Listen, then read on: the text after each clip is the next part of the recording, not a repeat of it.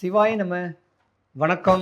நான் உங்கள் ஜோதிடர் கருப்பசாமி, கேஜிஎஃப். ரெட்ரோ ஆன்மீக சேனலை பார்த்துக்கிற அனைவருக்கும் வணக்கம்.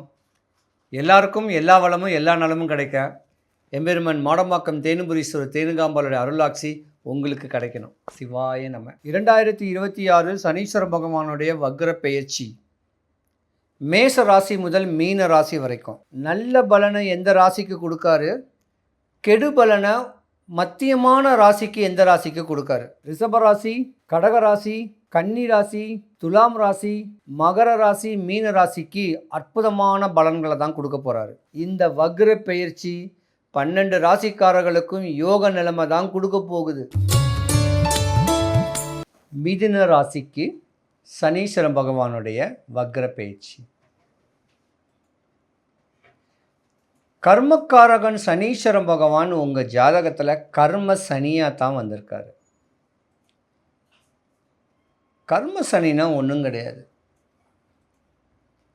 கொஞ்ச காலத்துக்கு கஷ்டப்பட்டாலும் அடுத்து வரக்கூடிய பெயர்ச்சியில் மாற்றமே ஏற்படும். படித்த பண்புள்ள ஒரு ஜாதகம் யாருன்னு கேட்டால் இந்த மிதுன ராசி அன்பர்கள் தான்.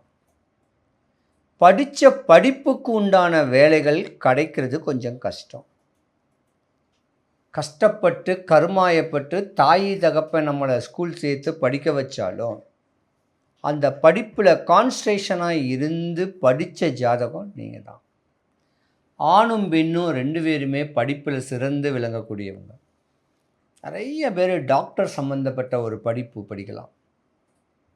அப்படி படிச்சிருந்தா கூட அதுக்குன்னு உண்டான சம்பளம் ஒரு 40,000 50,000 சம்பளம் வாங்கினா அதோடைய ஒர்த்து வேறு. 15,000 ரூபாய் 10,000 ரூபாய் அந்த படிப்புக்கு ஏற்ற சம்பளத்துக்கு வேலைக்கு போனால் படித்த படிப்புக்கு உண்டான ஒரு ஒர்த்தே இருக்காது. அப்போ கர்மக்காரகன் சனீஸ்வரன் பகவான் உங்கள் ஜாதகத்தில் படிப்புக்கு உண்டான ஒரு சம்பளம் கொடுக்காம உங்களை கஷ்டப்படுத்துவார். ஒரு கட்ட கால வயசில் சனி பகவானுடைய திசை நடக்கும். உங்களுக்கு ஒரு குறிப்பிட்ட கால வயசு ஒரு 25 வயசுக்கு மேலேயே நடக்கலாம், இல்லை 30 வயசுக்குள்ளேயே முடியலாம். அப்போ சனீஸ்வர பகவானுடைய திசை நடக்கும்போது ரொம்ப நீங்கள் கவனமாக இருக்கணும். போட்டி இருக்கக்கூடாது, போராமை இருக்கக்கூடாது, அடுத்தவனை அழிக்கணும்னு எண்ணங்கள் இருக்கக்கூடாது. எல்லாருமே ஒன்று, பிரபஞ்சத்தில் எல்லாருமே ஒன்று அப்படின்னு நினச்சி அண்ணன் தம்பி அங்காளி பங்காளி நண்பர்கள் எல்லாரையும் அரவணைச்சு எல்லாரும் வேணும் வினையும்னு சொல்லி வாழ்ந்துக்கிட்டு வந்தீங்கன்னா கர்மக்காரகன் சனீஸ்வர பகவான் உங்கள் ஜாதகத்தில் உச்சத்தில் கொடுப்பார். இப்படி போட்டி போராமைகளில் நினச்சிக்கிட்டு இருந்தீங்கன்னா தர டிக்கெட்டுக்கு உங்களை கொண்டு போயிடுவார். அதில் தான் நீங்கள் ரொம்ப கவனமாகவே இருக்கணும். சனீஸ்வர பகவான் கர்ம சனியை தான் உங்கள் ஜாதகத்தை கொண்டு வந்துக்கிட்டு இருக்காரு. மிதுன ராசியை பொறுத்த வரைக்கும் இந்த கர்ம சனி வரக்கூடிய முடிகிறதுக்குள்ள இந்த 11ஆம் மாதத்துக்குள்ள நீங்கள் நினச்ச ஒரு வேலையோ இல்லை இதிலிருந்து ஒரு வேலைக்கு போய் அந்த வேலையில் சம்பள உயர்வான ஒரு வேலையோ உங்களுக்குன்னு ஒரு ஸ்டாரு ஒரு தனிப்பட்ட மரியாதையில் ஒரு வேலை கிடைக்கக்கூடிய வாய்ப்பும் நிறையவே இருக்கு. படித்தவங்க இன்னொரு டிகிரி படிக்கலாமா அப்படின்னு சொல்லக்கூடிய எண்ணங்களும் வர வாய்ப்பு இருக்குது.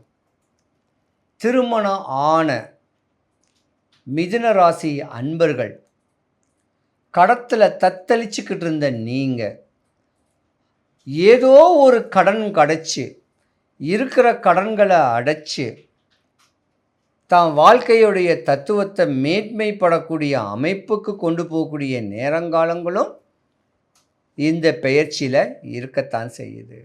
100க்கு 100 மாற்றம் ஏற்படக்கூடிய தருணம் மிதுன ராசி அன்பர்களுக்கு நிறையவே இருக்குது. அதே போல் மிதுன ராசியில் கணவன் மனைவிக்குள்ள கருத்து வேறுபாட்டில் பிரிஞ்சிருந்தவங்களும் ஒன்று சேர்றதுக்கு உண்டான ஒரு நேரங்காலங்களும் இப்போ இருக்குது. இது ஒரு தருணம். மிதுன ராசிக்கு சொல்லப்போனால் ஒரு நேரம் இது. இந்த வக்ரப்பயிற்சி முடிகிறதுக்குள்ள உங்கள் வாழ்க்கை நல்லபடியாக அமையறதுக்கான வாய்ப்பும் நிறையவே இருக்குது. இருந்திருந்தால் கூட கர்மக்காரகன் சனீஸ்வரன் பகவான் உங்கள் குலதெய்வத்தை வழிபட சொல்கிறாரு. உங்கள் முன்னோர் வழிபாட்டை பண்ணுங்க, ஆட்டோமேட்டிக்காக எல்லாமே சரியாயிடும் அப்படின்னு சொல்லக்கூடிய தருணத்தை வக்ர பயிற்சியாக கொண்டு வந்திருக்காரு. கவலைப்படாதீங்க. சனி பகவானுடைய வக்ர பயிற்சியில் சுப பலன்கள் கொடுத்தாருன்னா தடபட்ட விவாகம், சுபகாரியம் சனி பகவான் கொடுக்க யார் தடுப்பார்? மண்ணு, பொண்ணு, மாலை, மாளிகை, வண்டி, வாகனம், நல்ல துணிமணி, முக மலர்ச்சி, ஃபேஸ் வேல்யூ, சமூகத்தில் ஒரு அந்தஸ்து, ஒரு நாட்டாமை போல, அது கோயிலுக்கோ உங்களுடைய ஊருக்கோ ஒரு உயர்ந்த பதவிகளை ஏற்படுத்தி கொடுக்கக்கூடிய தருணத்தை ஏற்படுத்தி கொடுப்பார். காசு பணத்துக்கெல்லாம் குறை வராது. தானங்கள் தர்மங்கள் பண்ணக்கூடிய அமைப்புக்குண்டான யோக நிலைமையை கொண்டு வைக்கக்கூடிய தருணம் சனீஸ்வர பகவான் நல்ல பலனை கொடுத்தா இதெல்லாம் அள்ளி கொடுப்பார். கணவன் மனைவிக்குள்ள ஒரு ஒற்றுமை, தான் பிள்ளைங்க தான் சொந்த பந்தத்தோட ஒரு அரவணைப்பு, அன்பான ஒரு அமைப்பெல்லாம் கொண்டு வந்து கொடுப்பார்.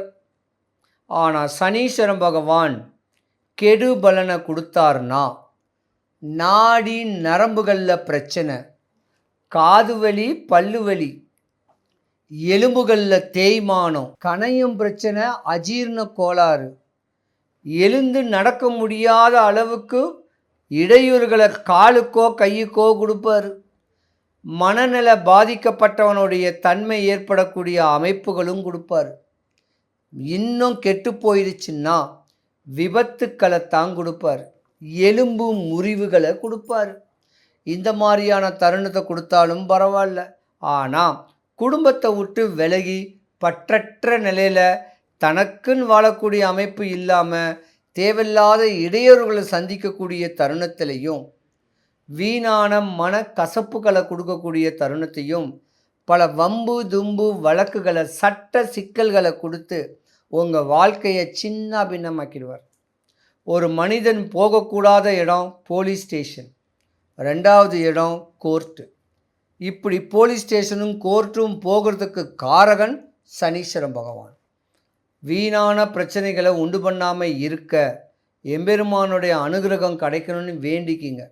தேவையில்லாத இடையூறு இல்லாமல் வாழ்க்கையை சந்தோஷமாக இந்த பிரபஞ்ச விதியோடைய அமைப்புக்கு ஏற்ற மாதிரி நல்லா கொஞ்ச நாள் வாழ்ந்தாலும் நிம்மதியோட ஒரு வாழ்க்கையை வாழக்கூடிய தருணத்தை ஏற்படுத்தி கொடு சாமி அப்படின்னு சனீஸ்வர பகவானை வேண்டிக்கிங்க. கெடுபலன் இல்லாமல் இருக்க, தன்னுடைய ஆசைகள் தேவைகள் பூர்த்தி ஆவதற்கு இந்த ஒரு சின்ன ஸ்லோகத்தை சொல்லுங்க. 100க்கு 100 தாக்கங்கள் குறைஞ்சு சனீஸ்வர பகவானுடைய பார்வை நல்ல பலனாக அமைஞ்சு உங்கள் ஆசைகள் தேவைகள் எல்லாமே பூர்த்தியாகும். ஸ்லோகத்தை சொல்கிறேன், மனசில் வச்சுக்குங்க, இல்லை எழுதிக்கிங்க.